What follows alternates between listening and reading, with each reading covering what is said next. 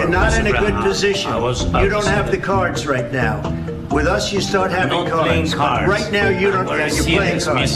You're playing cards. You're gambling with the lives of millions of people. You think that if you will speak very loudly about the war, you He's can... not speaking loudly. He's not speaking loudly. Your country's in big trouble. Can I Wait a answer? minute. No. You've done a lot of talking.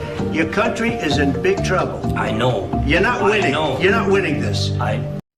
दोस्तों नमस्कार, स्वागत है आपका the red politics में। और आज बात करेंगे वर्ल्ड पॉलिटिक्स की। आपने देखा ही होगा यूएस में यूक्रेन के प्रेसिडेंट और ट्रम्प की मुलाकात होती है। आपने देखा होगा यूक्रेन के राष्ट्रपति अमेरिका गए थे। अब यूक्रेन के राष्ट्रपति को ऐसा लग रहा था जैसे ही वे पुतिन के लिए अब शब्द बोलेंगे, उन्हें खूनी आतंकवादी कहेंगे, अमेरिका के राष्ट्रपति मिस्टर डोनाल्ड ट्रम्प उनके लिए रेड कारपेट बिछा देंगे। लेकिन डोनाल्ड ट्रम्प की बात सुनकर जेलेंस्की नहीं, पूरा विश्व ही हक्का बक्का रह गया। आज इसी मुद्दे पर बात करेंगे। इसी मुद्दे पर, वर्ल्ड पॉलिटिक्स के मुद्दे पर बात करने के लिए हमारे साथ जुड़ गए हैं वर्ल्ड पॉलिटिक्स के जानकार और विशेषज्ञ मिस्टर राजेंद्र मलिक। सर बहुत बहुत स्वागत है आपका।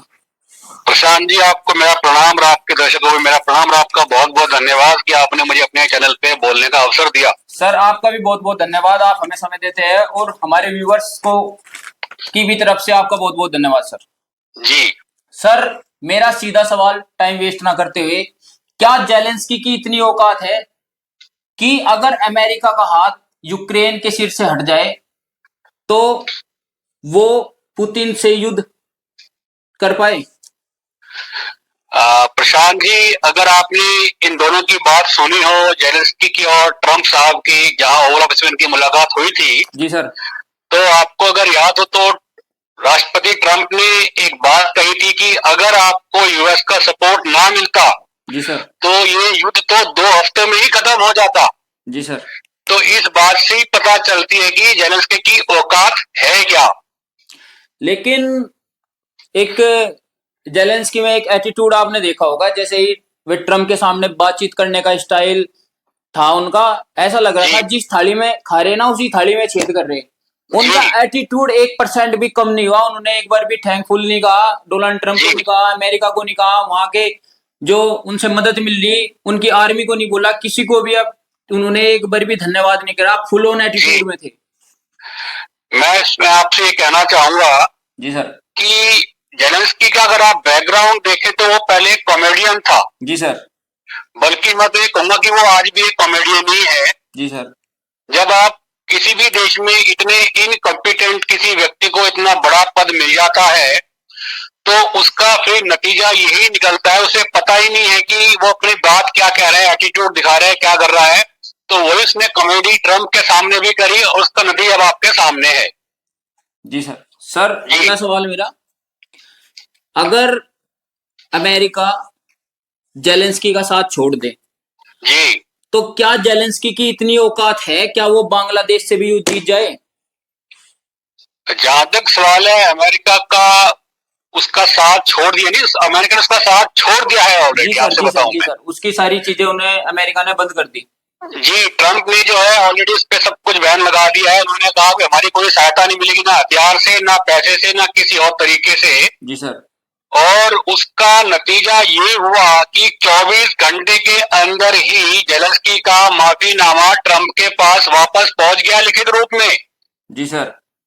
तो आप तो बांग्लादेश की बात कर रहे हो, वो बिना ट्रम्प के, बिना अमेरिका के अपने वजूद ही उसका खत्म हो जाएगा, क्योंकि उसे कोई सहायता करने वाला होगा ही नहीं। जी सर। तो जब उसको लगा कि अब जो कुछ थोड़ा बहुत मिल रहा है अगर वो भी चला गया तो युद्ध तो तेरे पे होता ही रहेगा तेरे साथ में, लेकिन बचा खुचा जो है वो भी सब खत्म हो जाएगा। तो बांग्लादेश से तो युद्ध करने के बाद छोड़ो, वो किसी मोहल्ले से युद्ध करने लायक नहीं रहेगा। जी सर।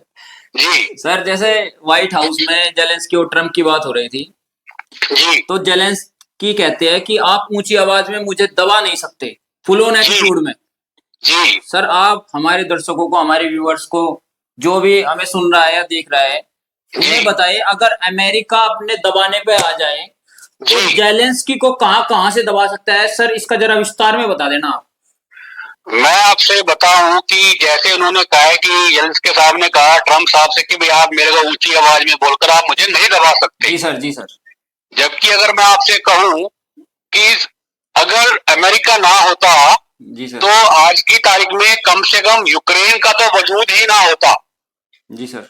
आप दबाने की बात छोड़ दो कि कहां से वो दबा सकते हैं, मतलब एक देश का वजूद अब तक खत्म हो गया होता। कारण क्या है कि अगर आज तक वो युद्ध लड़ रहे हैं तो इसमें आप ये मानिए कि यूक्रेन ने युद्ध नहीं लड़ा, कोई भी युद्ध लड़ा है अमेरिका ने रशिया के साथ में। बैक फुट पे।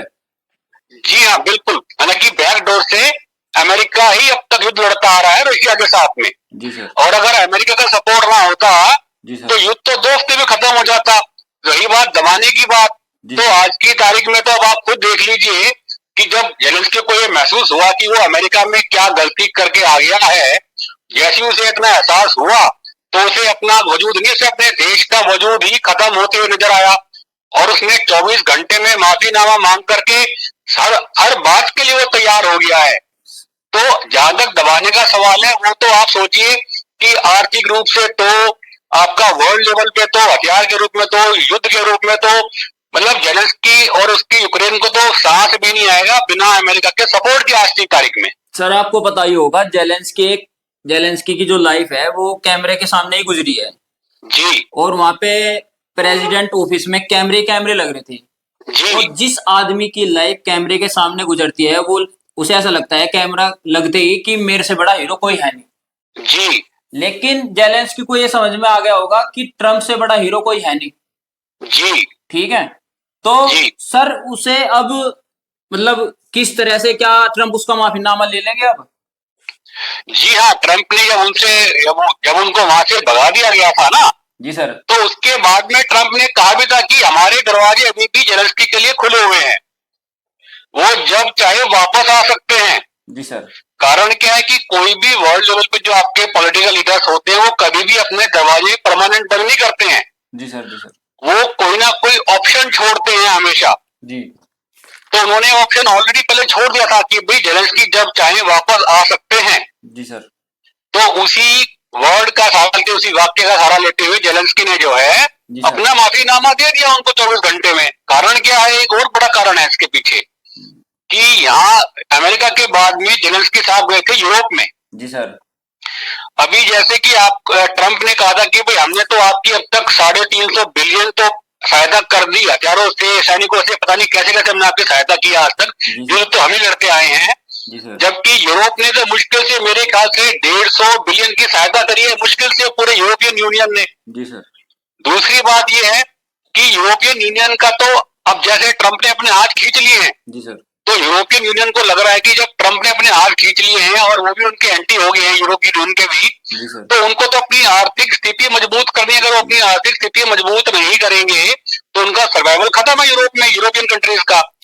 तो उनको लगा कि भाई हम इसकी सहायता करेंगे, अपने आप को बचाएं। यही और आप देखो नतीजा क्या हुआ सर। जब से यूक्रेन का और रूस का युद्ध हुआ, जी आपने देखा होगा जेलेंस्की एक 5 स्टार जिंदगी जी रहे हैं। जी। विश्व में घूमते हैं, यात्रा करते हैं, शराब पीते हैं, पार्टी करते हैं, शैंपेन पीते हैं। जी। उनकी जिंदगी 5 स्टार है। जी। दूसरे तरफ जहाँ के वो प्रेसिडेंट है, यूक्रेन के प्रेसिडेंट है। अब दूसरे यूक्रेन के लोगों की जिंदगी में आपको बता दूं, जब से युद्ध शुरू हुआ जी, यूक्रेन के लोग नर्क भोग रहे हैं। जी बिल्कुल। वहां के बच्चे, बूढ़े, महिलाएं, औरतें घर से बाहर नहीं निकल सकती। जी। और ये यूक्रेन का प्रेसिडेंट पूरे विश्व में घूम रहा है। सर इस पे थोड़ा हमारे दर्शकों को कुछ मैं बताना चाहूंगा इसमें। जी सर। कि क्योंकि जब बाइडेन प्रशासन था अमेरिका में, जी सर, तो उन्होंने एक तरीके से यूक्रेन को, या कह लो आप जेलेंस्की को, उन्होंने गोद ले रखा था। जी सर। अब जेलेंस्की को लगा कि भाई अमेरिका ने तेरे को गोद में ले लिया, तो अपने आप को ही खुद अमेरिका समझने लगा था। जी सर। पैसा वहां से खूब आ ही रहा था। जी सर। तो वो अमेरिका का सपोर्ट लेकर के पूरे वर्ल्ड में घूम रहा था, अपने लिए समर्थन इकट्ठा कर रहा था। जी सर। क्योंकि उसे अमेरिका का बाइडेन शासन का पूरा सपोर्ट था, प्रशासन का अच्छी तरह से जो है। जी सर। इसलिए वो अपनी लग्जरी लाइफ जी रहा था। उसे इससे मतलब था नहीं कि यूक्रेन में क्या होने वाला है। उसे लग रहा था कि ये कभी रशिया युद्ध कभी जीत ही सकता। Yes sir. तो वो इस भूल में था अब तक जो है। जी सर। अब वो उसका सपना बिल्कुल टूट गया। ट्रंप ने उसकी आंखों पे से पर्दा हटा दिया, क्योंकि ट्रंप प्रशासन जैसी आया सब कुछ बदल गया। जी सर। ये कारण था कि जेलेंस्की साहब जो है पूरे वर्ल्ड में घूम रहे थे, राजा बने घूम रहे थे, राजकुमार बने घूम रहे थे, लग्जरी लाइफ जी रहे थे। अब उनकी आंखों से पर्दा हट गया, वो धरातल पे आ गए हैं। जी सर। जी सर, क्या आपको लगता है जो काम ट्रम्प कर रहे हैं यूक्रेन के साथ, वो बाइडेन को करना चाहिए था? देखिए प्रशांत जी, हर यानी कि जब सरकार कोई बनती है तो सबकी अपनी अलग अलग विदेश नीतियां बनती हैं। जैसे भारत में भी ऐसा होता रहा है जी सर, कि पहले हमारी विदेश नीति कुछ और थी, आज कुछ और है। अगर आज जो हमारी विदेश नीति है वो आज उस नीति ने हमारे को इस संसार के अंदर वर्ल्ड में एक मजबूत स्थिति दे रखी है मोदी जी के कारण। जी सर। तो जब बाइडेन प्रशासन था उनकी नीति थी चाइना के खिलाफ और रशिया के खिलाफ। जी सर। और यूरोपियन यूनियन के साथ। जी सर। लेकिन ट्रम्प प्रशासन ने जब आया था, ट्रम्प अपनी दोबारा से राष्ट्रपति बने वहां के वो, तो उन्होंने सबसे पहले कहा था मेक अमेरिका ग्रेट अगेन, मगा। जी सर। तो उनका सबसे आज की तारीख में जो सबसे उनका बड़ा जो सबसे मोस्ट प्रेफरेंस जो उनका पॉइंट है वो है अमेरिका को दोबारा से ग्रेट बनाना, सारा कर्जा उतारना और अमेरिका को एक पावर ग्रुप में स्थापित करना। जी सर। तो ट्रम्प की प्रेफरेंसेस अलग थी, बाइडेन की अलग थी और ट्रम्प साहब की अलग है। तो जैसे ट्रम्प साहब आए उनकी विदेश नीति बदल गई, यही इतना ही है बस। सर, जब से रूस का और यूक्रेन का युद्ध हुआ जी, आपको ऐसा लगता है जेलेंस्की ने खुद को पद पर बनाए रहने के लिए जी पूरे यूक्रेन को और यूक्रेन के लोगों को नर्क में और युद्ध में झोंक दिया? खुद वो तो वे खुद अपना सेफ स्थिति में है जी, लेकिन मैं आपसे बता रहा हूँ ना प्रशांत जी, वही तो मैं आपसे कह रहा हूँ। लेकिन सर यूक्रेन के लोग पूरा नर्क झोंक रहे हैं। जी वही मैं आपसे कह रहा हूँ, क्योंकि जेलेंस्की साहब तो सोच रहे थे कि वो तो राजकुमार बने हुए हैं, अमेरिका ने उनको गोद में लिया हुआ है, युद्ध कभी वो हारेंगे ही नहीं, रशिया कभी उन पर कब्जा नहीं कर पाएगा। तो उन्हें किसी की चिंता थी नहीं, वो तो अपने को देख रहे थे खाली कि मेरा तो कुछ बिगड़ेगा ही नहीं, मेरा कुछ नहीं बिगड़ेगा तो रुकेगा कुछ नहीं बिगड़ेगा, ये देश बना रहेगा। सर इसीलिए वो इस तरह की अपनी पॉलिसी अपना रखी थी उन्होंने, और इसलिए यूक्रेन जो है वहां के लोगों को ये सब भुगतना पड़ा। सर यूक्रेन के लोग और यूक्रेन में सब गोली बारूद झेल रहे हैं, कब गोली चल जाए, कब बारूद चल जाए, कब मिसाइल आ जाए। जी लेकिन वहां के प्रेसिडेंट तो वहां रुकते नहीं, कभी यूरोप में, कभी अमेरिका में, कभी इधर कभी उधर। जी इसके बाद वही मैं आपसे कह रहा हूँ ना, अभी जब इन्होंने अपना माफीनामा जो इन्होंने मांगा है जेलेंस्की ने, जी सर, ट्रम्प साहब से, यानी कि अमेरिकन सरकार से, जी सर, तो उसमें उन्होंने एक और ये बात भी कही है कि भाई हमारे यहाँ पे तो पता नहीं कब कहीं पे यानी कि सिविलियंस पे अटैक हो रहा है, हॉस्पिटल्स पे अटैक हो रहा है, हमारे एनर्जी सोर्सेज पे अटैक हो रहा है, तो हम आपकी बात मानने को तैयार है, हम पीस यानी कि ट्रीटी को साइन करने के लिए तैयार हैं, और जो आपसे जो हमारी संधि होनी है उस पर भी हम तैयार हैं, कम से कम इससे तो बचे रहेंगे। तो उन्होंने साफ कर दिया, अब तो उनकी आंखें खुल चुकी हैं, अब उनको समझ में आ गया कि अमेरिका का साथ देना ही पड़ेगा आपको, उनको जो उनकी बात माननी ही पड़ेगी।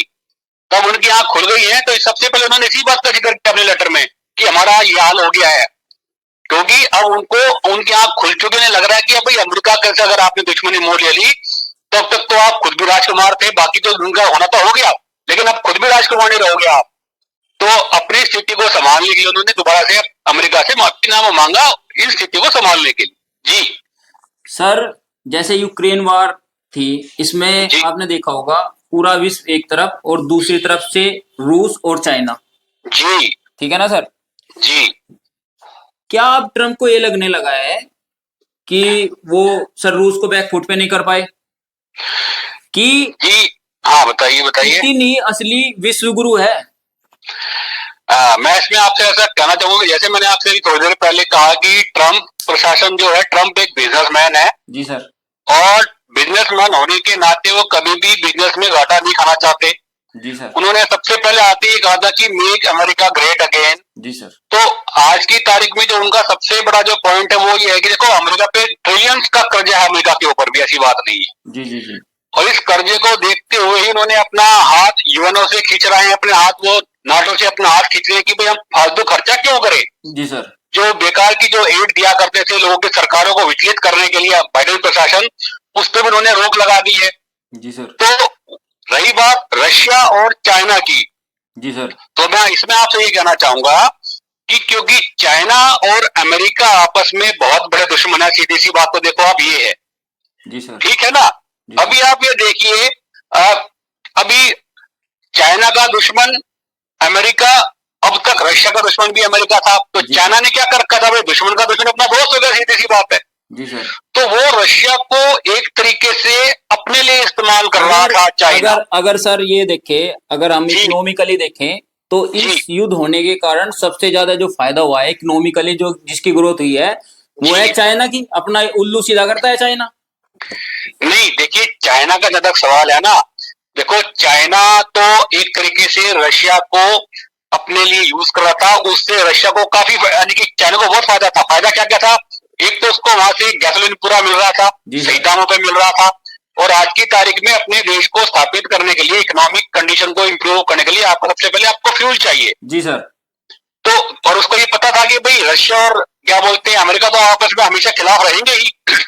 तो चाइना अब तक मजे ले रहा था, लेकिन अब चाइना को ऐसा लगने लगा है कि अगर रशिया और अमेरिका आपस में अपने इकोनॉमिकल जो उनके रिलेशन है उन पर इंप्रूवमेंट होता है, तो चाइना अब अपने आप को खतरे में महसूस कर रहा है। जी सर। ऐसा नहीं है कि अमेरिका ने रशिया को आगे घुटने टेक दिया, नहीं, ऐसा कुछ नहीं है। अमेरिका तो सिर्फ अपने कर्जे को उतारना चाहता है, अपनी इकोनॉमिक कंडीशन को और भी बेहतर बनाना चाहता है, इसके लिए वो रशिया के साथ भी काम करने को तैयार है। Okay sir. जी सर, ट्रम्प और जेलेंस्की की जैसे मीटिंग होती है जी, तो पूरा यूरोप कहता है जेलेंस्की तुम आगे बढ़ो, हम तुम्हारे साथ हैं। जी आप मुझे बताइए, दूसरों के टुकड़ों पर पलकर जी, अगर हमने कोई युद्ध जीत भी लिया जी, तो क्या हमें कोई भविष्य में या इतिहास में हमें महान बता देगा?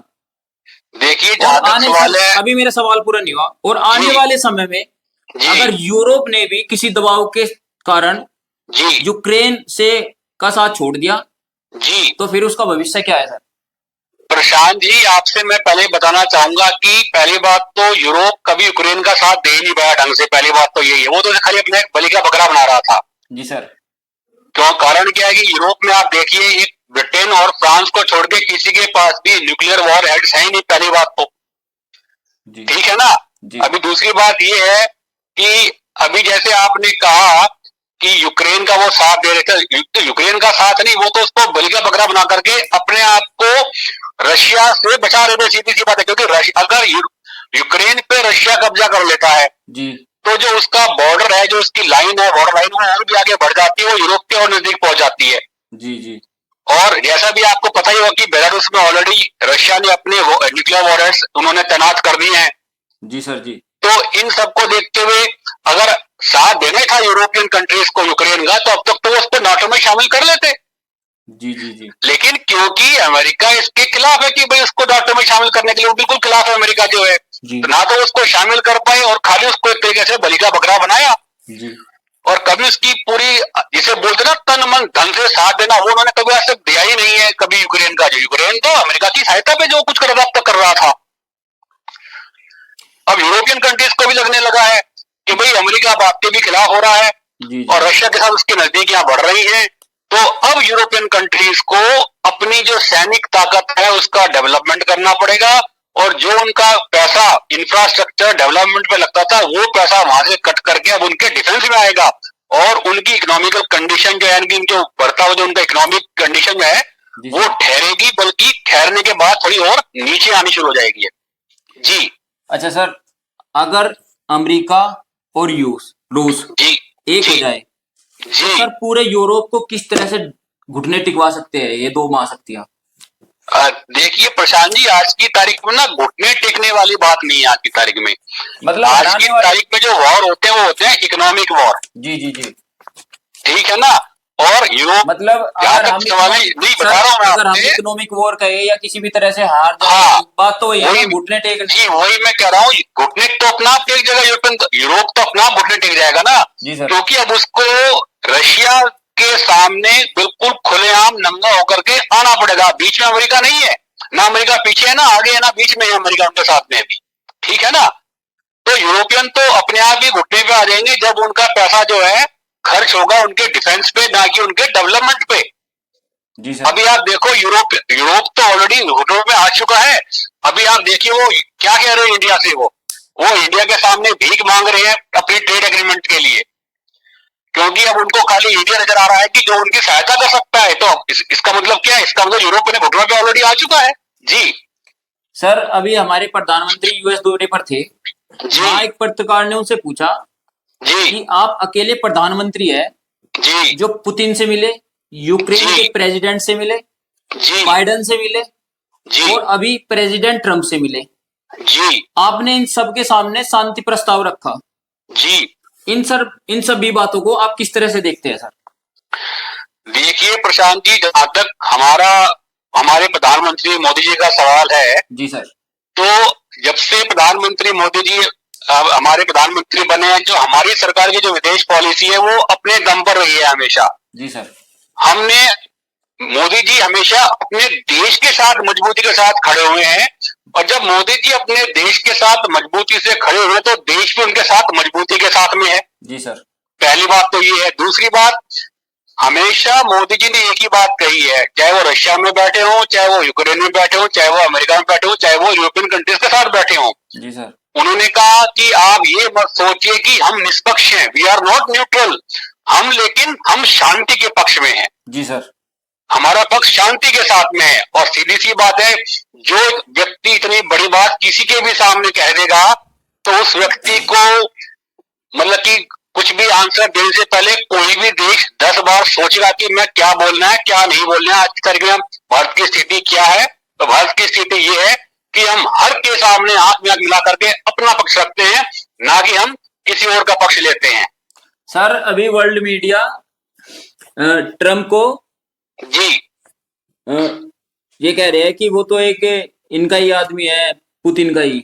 जी, इसके बारे में आप क्या कहेंगे? ये देखिए, जहां तक सवाल है, ऐसी ऐसी जो बातें आ रही है निकल करके, जी सर। तो अभी क्या है कि जिनको भी इनकी सर ट्रम्प को रशिया का एजेंट बता दिया।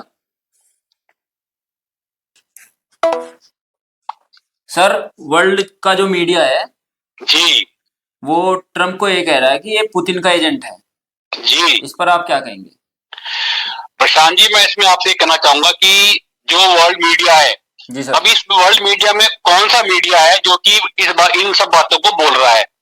या तो वो आदमी है इसमें जो कि डेमोक्रेट्स के आदमी है, अमेरिका वाले जो है। जी सर। क्योंकि अमेरिका में भी आजकल बड़े शो हो रहे हैं और वो जो है यूक्रेन का बड़ा गुणगान कर रहे हैं। ऐसी आप यूरोपियन यूनियन को ले लीजिए आप। जी सर। क्योंकि ट्रंप ने अपना हाथ खींच रखा है तो उनको भी घाटा हो रहा है बहुत ज्यादा। तो इस तरह की जो मीडिया है, इन देशों के मीडिया है, वो इन लोगों के मीडिया है जो कि जिनको कि अब लग रहा है कि भाई तुम्हारा अस्तित्व खतरे में है। जी सर। और तुम्हारे को आगे घाटा भी होने वाला है, तुम्हारी वैल्यू खत्म होने वाली है। तो इस तरह की बातें वो फैला रहे हैं। हाँ, अगर इसमें 1% भी सच्चाई है तो भी आज की तारीख में ये सब बातें किसी तरह की कोई मायने नहीं रखती है। ट्रंप की पॉलिसी को कोई भी चेंज नहीं कर सकता। लेकिन सर इतिहास इस बात का गवाही देगा कि बाइडेन अगर चाहते तो युद्ध रुकवा सकते थे। जी, इसमें कोई शक नहीं है। बाइडेन अगर चाहते तो युद्ध रुकवा सकते थे, लेकिन वही मैं कह रहा हूं ना आपसे, हर सरकार की अपनी अलग अलग विदेश पॉलिसी होती है और जैसी सरकार बदलती है तभी उसी हिसाब से विदेश नीतियां भी बदल जाती हैं। जी सर, अगर यूक्रेन वार में रशिया और अमेरिका एक होते हैं जी, तो सर भारत पर इसका क्या असर होगा, फायदे और नुकसान बताइए। देखिए, जिस तरह से भी शांति की बातें चल रही हैं और मोदी जी शुरू से शांति की बात कर रहे थे। जी सर। और अब यूरोपियन यूनियन भी हमारे सामने घुटने टेक के बैठी है अपने व्यवहार के लिए, अपने डेवलपमेंट के लिए। जी सर। उधर रशिया के साथ हमारे संबंध बहुत अच्छे हैं। जी सर। और जहां तक सवाल है अमेरिका, तो पूरा वर्ल्ड देख ही रहा है कि आज की तारीख में हमारे उनके रिलेशन किस लेवल पे पहुंच चुके हैं। जी सर। तो इन सब परिस्थितियों में आप ये मान के चलिए कि अगले 5 साल में भारत जो है विश्व की तीसरी अर्थव्यवस्था बनने वाली है, तीसरी महाशक्ति बनने वाली है। जी सर, ये हमारे कुछ सवाल थे जिसके आपने बहुत ही बेबाकी से जवाब दिए। आपका सर बहुत बहुत धन्यवाद, आपने हमें समय दिया, हमारे व्यूअर्स को समय दिया। प्रशांत जी, आपका बहुत बहुत धन्यवाद और आपके दर्शकों को मेरी तरफ से भी आप धन्यवाद कहिएगा। प्रणाम सर। प्रणाम जी, नमस्कार। नमस्कार सर। दोस्तों ये थे मिस्टर राजेंद्र मलिक जो वर्ल्ड पॉलिटिक्स की चर्चा पर बेबाकी से बोले। अगर आपको हमारी वीडियो पसंद आई हो तो प्लीज लाइक करें, शेयर करें, सब्सक्राइब करें, अपने देश से प्यार करें। जय हिंद, जय भारत।